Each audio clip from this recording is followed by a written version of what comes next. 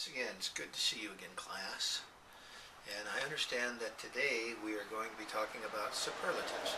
So we thought we would take something that was manufactured. This was actually manufactured in 1970.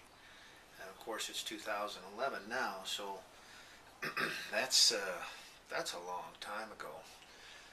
41 years ago, this engine was made, and we're making it better with such things as hypereutectic pistons, which are inside. You can't see those now, but they didn't make those then. They are much more ostentatious. I couldn't think of a superlative for that one. Oh my. They're one-piece forged hypereutectic pistons. Technology was not available then. The technology has advanced astonishingly since the 70s. This is an Edelbrock Performer Series intake manifold. They didn't make those then. It's once again, technology has shown itself to improve a great basic design. This engine also has high energy ignition.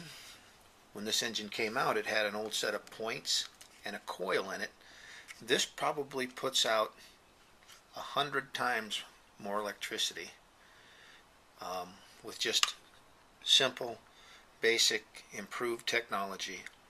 Would make a great, far exceedingly powerful product.